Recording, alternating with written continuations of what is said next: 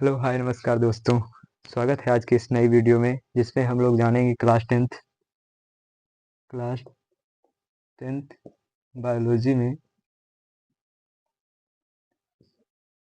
पुष्प की संरचना के बारे में, फ्लावर स्ट्रक्चर के बारे में पढ़ने वाले हैं। स्ट्रक्चर के बारे में पढ़ेंगे आज हम लोग। ठीक है, पुष्प की संरचना के बारे में आज हम लोग जानने वाले हैं। क्या होती है पुष्प की संरचना? तो पुष्प की संरचना के बारे में सबसे पहले पढ़ना है हमको क्या है कि पुष्प के क्या भाग होते हैं, पुष्प के भागों के कार्य क्या होते हैं। इन सारी चीज़ों के बारे में एक एक करके हम लोग पढ़ने वाले हैं। तो सबसे पहले बात तो हम पुष्प के डायग्राम को हम बना लेते हैं। तो सबसे पहले पुष्प का जो मुख्य भाग होता है उसका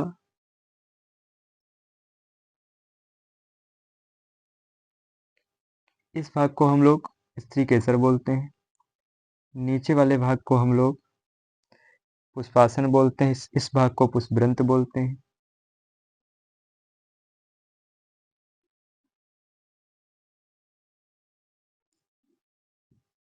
ये हमारी जो है कि कुछ सिंपल सी पुष्प की संरचना जो बनकर के तैयार है, जिसमें से यहाँ पे परागकोश को हमने दिखा दिया है। यहाँ पर भी परागकोश होते हैं इस प्रकार से, इन परागकोशों को हमने दिखा दिया। ठीक, तो ये वाले जो ऊपर की ये भाग हैं हम इनको कह सकते हैं दल। इनको हम दल बोलेंगे। और जो ये भाग है स्त्री केसर कहलाता है, स्त्री केसर कहलाता है। और नीचे का भाग पुष्पासन कहलाता है,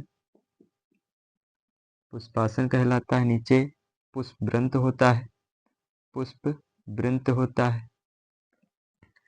इसे पुंकेसर बोलते हैं, पुंकेसर होता है। इसके भी दो भाग होते हैं। और यहाँ पे एक संरचना इस प्रकार से होती है जो बहुत ही इंपॉर्टेंट संरचना होती है। इन संरचनाओं को हम बाह्य दल बोलते हैं। इन संरचनाओं को बाह्य दल बोलते हैं।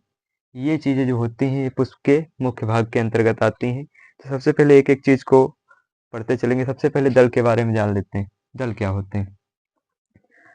पुष्प के जो दल होते हैं, एक है तो उसे हम दल बोलेंगे।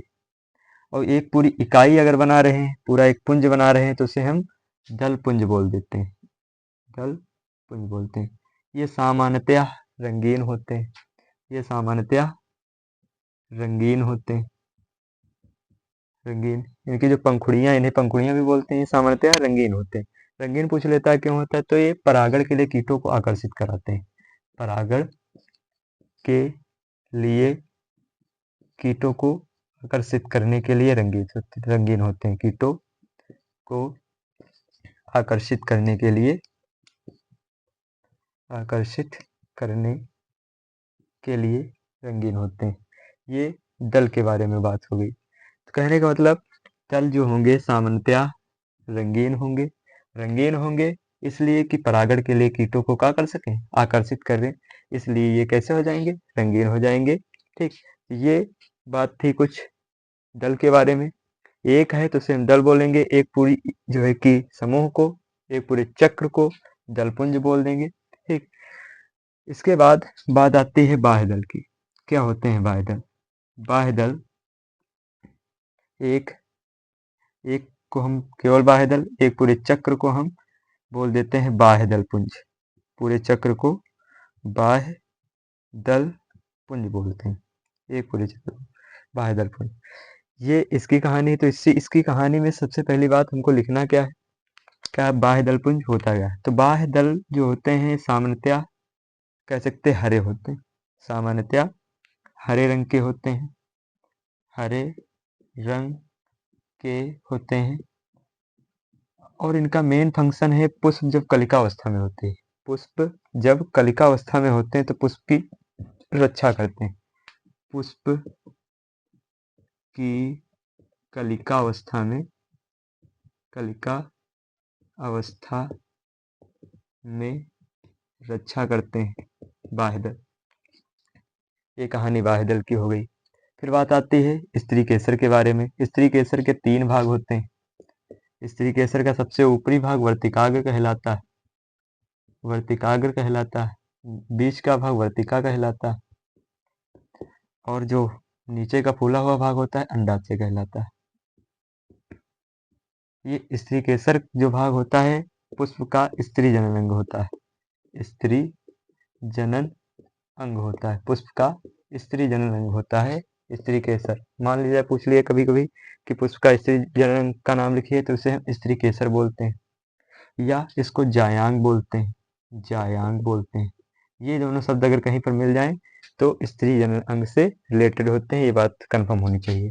ठीक, अब बात आती है पुंकेसर के बारे में। ये पुंकेसर को पुमंग भी बोलते हैं, पुमंग बोलते हैं। पुमंग पुरुष जनन अंग होता है, पुरुष जनन अंग होता है। पुष्प का पुरुष जनन अंग या नर जनन अंग कह सकते हैं। ठीक, इसके भी दो भाग होते हैं, एक होता है पुतंत, पुतंत होता है, दूसरा परागकोश होता है। ये चीजें याद रखनी है पुष्प के बारे में। यही चीजें मुख्य रूप से पुष्प के बारे में पूछे जाते हैं। आशा करते हैं कि बातें समझ में आई हैं पुष्प के बारे में। ज़्यादा से ज़्यादा चीज़ों को कम समय में एक ओवरऑल चीज़ों के बारे में बता दिया गया।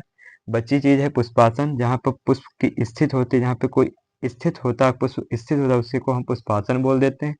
और पुष्प जिस जनक या पैतृक पौधे से लगा होता है, शाखा से लगा होता है, उसे पुष्पवृंत बोलते हैं। जैसे पुष्प को पकड़ के किसी को दिया जाता है वो पुष्पवृंत कहलाता है। तो ये चीज़ें थी पुष्प के बारे में। ठीक है, तो आशा करते हैं, उम्मीद करते हैं कि बात समझ में आई होगी। ज़्यादा दिन टाइम बचा नहीं हमारे सबके पास, सिर्फ और सिर्फ 50 दिन का टाइम है। हाँ, 2026 आने वाला है, सिर्फ और सिर्फ 50 दिन का टाइम। हाई स्कूल वाले विद्यार्थियों के लिए खास करके 50 दिन कैसे कटेंगे वो खुद ही जानते हैं। तो कुछ ऐसा करें कि 50 दिन जिंदगी के महत्वपूर्ण दिनों में गिने जाएं। कुछ ऐसा इन दिनों में कर जाएं, रगड़ दें इन दिनों को कि 2026 देखने लायक हो जाए। ना कि कहने भर का कि क्लास 10th में क्या पढ़ा गया क्या नहीं पढ़ा गया। एकदम माहौल क्रिएट कर देना है कि ये जो 50 दिन है लोग कहें अगले जितने दिन निपट गए, हमको उन चीज़ों पे नहीं ध्यान देना ज़्यादा। जो चीज़ें हमारे सामने हैं, वर्तमान में हैं, हम उनमें जिए, उन चीज़ों को हम लेकर के चलें। और आशा करते हैं, उम्मीद करते हैं कि आप लोग अच्छा जो है कि स्कोर करेंगे, अच्छे नंबर गेन करेंगे। बस मेहनत जारी रखें, सफलता शोर मचाएगी। ठीक है, जितनी खामोशी से मेहनत करेंगे आप, सफलता शोर मचाएगी। ठीक, मेहनत करते रहें, आगे बढ़ते रहें। ऊपर वाला सबकी जो है कि मनोकामना पूरी करेगा। और इन्हीं चीज़ों को आप पढ़ते रहें और जो चीज़ें हैं उनको बताते रहेंगे। आशा करते हैं, उम्मीद करते हैं कि चीज़ें समझ में आई होंगी। कम से कम समय में सारी चीज़ों को ओवरऑल करके एक ही वीडियो में समझा दिया गया है। तो अगले वीडियो में मिलते हैं, तब तक के लिए बाय, मिलते हैं।